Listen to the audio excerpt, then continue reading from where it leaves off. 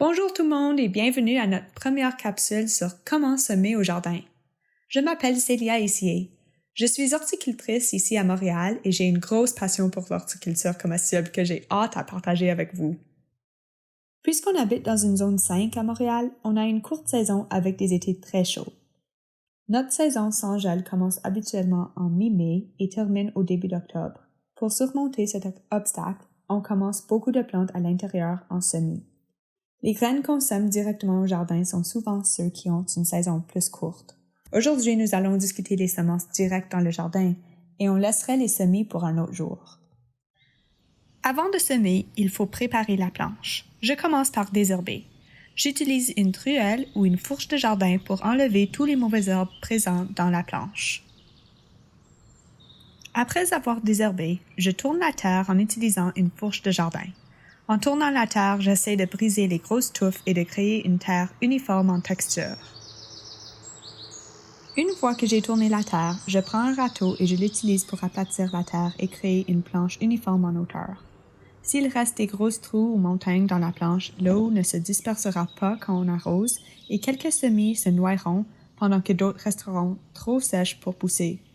Je peux aussi utiliser ce moment pour enlever les grosses racines, morceaux de bois et autres déchets qui restent de l'année passée ou qui sont devenus apparents en tournant la terre. C'est à ce moment que j'ajoute toujours de la compost pour aider à fortifier le sol et à ajouter des nutriments. Si la terre est déjà très riche, ça se peut que j'attends et j'ajoute quelque chose de petit comme du vermicompostage juste avant de semer. Maintenant, on va créer les sillons pour planter. Il faut bien lire le paquet de graines pour connaître l'espace entre les rangs et la profondeur des semences. Si on plante quelque chose comme des haricots, l'espace entre les rangs va être environ 20 cm et la profondeur va être environ 1 cm. 20 cm, c'est une distance facile à mesurer puisque c'est normalement la distance entre le pouce et le petit doigt lorsqu'on étire la main. Si j'ai un long rang à créer, j'utilise une houe sur le côté pour faire un sillon. On peut aussi utiliser un cultivateur s'il est assez large ou un râteau avec des additions sur les fourchons. Pour créer un petit rang, j'utilise ma main ou une truelle. Nous allons voir ces autres techniques plus tard. Pour facilement créer 3 sillons au même temps, j'utilise mon râteau avec les additions sur les fourchons. Pour planter des graines larges comme des haricots, je les place par main à chaque 20 cm. Comme tu peux voir, j'utilise encore le truc avec ma main pour démarquer le 20 cm entre mon pouce et mon petit doigt. Lorsqu'on planifie nos jardins, il faut bien penser aux plantes qui sèment et qui ne sèment pas. On appelle ces préférences le compagnonnage. Par exemple, c'est bien connu que les alliums, c'est-à-dire les oignons et les ails, ne sont pas amis avec les fabacées, les haricots et les pois. Lorsqu'on les plante ensemble, les deux souffrent. On peut aussi utiliser le compagnonnage à notre avantage, car il y a beaucoup de plantes qui s'aident. Par exemple, les tagettes et le basilic aident les tomates à éviter certaines pestes, et moi je plante toujours les laitues dans l'ombre de mes plus hautes plantes, comme les tomates. Vous connaissez probablement le compagnonnage le plus fameux, les 3 sœurs. C'est une méthode traditionnelle indigène dans laquelle on plante les haricots et les courges autour du maïs. Le maïs fournit une structure pour les haricots de grimper, les haricots fixent le nitrogène dans la terre et les courges protègent le tout contre les pestes, dissuadent les mauvaises herbes et gardent la terre bien humide. Pour recouvrir le sillon, on peut utiliser un râteau à l'envers, légèrement appuyé sur la terre ou une houe.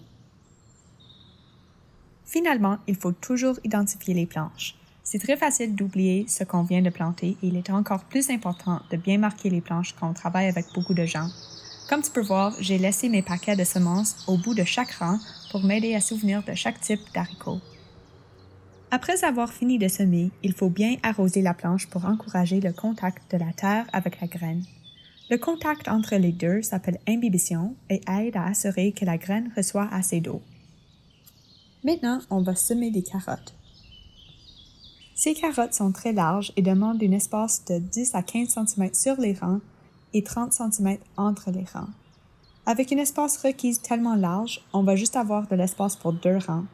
Le premier sillon, je vais créer avec ma houe et le deuxième, je vais créer avec ma truelle. La plupart des truelles sont exactement 30 cm ou 1 pied de longueur, donc c'est un autre truc que je peux utiliser pour mesurer mes rangs. Lorsqu'on travaille avec des semences aussi petites que les carottes, ça aide à utiliser une semoir. Dans ce cas, je le place sur la deuxième grandeur. Le semoir permet les graines de tomber dans une manière contrôlée. Une autre façon de semer les carottes, c'est de les laisser tomber par main.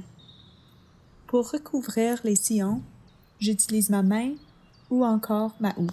N'oublie pas de bien arroser et finalement de marquer les rangs. On va maintenant discuter les différentes techniques requises lorsqu'on sème en bac chez soi. Comme les planches, on veut bien préparer le bac et comme toujours, on commence avec le désherbage. Ensuite, normalement, je tourne la terre un peu pour faciliter la plantation. Si le bac est assez gros, tu peux encore utiliser une fourche de jardin. Sinon, une truelle est très utile pour la tâche. Si la terre est fraîche, il ne faut pas ajouter de la compost ou des amendements. Si tu as utilisé la même terre l'année passée, j'ajouterai de la compost, du vermicompostage et ou du fumier. Encore une fois, il faut s'assurer que la terre dans le bac est niveau et puis on arrose bien. C'est ici que je change ma méthode de plantation. Lorsque je sème en bac, je pense en pieds carrés. Puisqu'on ne peut pas toujours créer des rangs, on assigne un numéro de plante par pied carré. Par exemple, les haricots sont 8 graines par pied carré, les laitues sont 4, les betteraves sont 9, les choux sont seuls. Des grosses plantes comme les courges ont besoin de 4 pieds carrés chaque. La technique maximise l'espace limité et crée un bel esthétique en gardant les différentes espèces ensemble. Dans les bacs, c'est rare que j'utilise des outils pour semer. Soit j'utilise mon doigt pour créer des trous avant de placer les semences, soit je les pousse fermement dans la terre sans même créer un trou. J'utilise presque la même technique avec tous les graines sauf les carottes. Ici, je sème les betteraves, qui sont 9 betteraves par pied carré. Pour semer les carottes, soit je peux créer 12 trous uniques et puis semer par main, ou je peux utiliser ma truelle pour créer 4 rangs et puis semer par main encore. Pour semer les courges, on place 3 graines dans le milieu de 4 pieds carrés. Les graines devraient être 1 pouce de profondeur. J'utilise mon doigt index pour mesurer puisque la première jointure du doigt est normalement 1 pouce de long.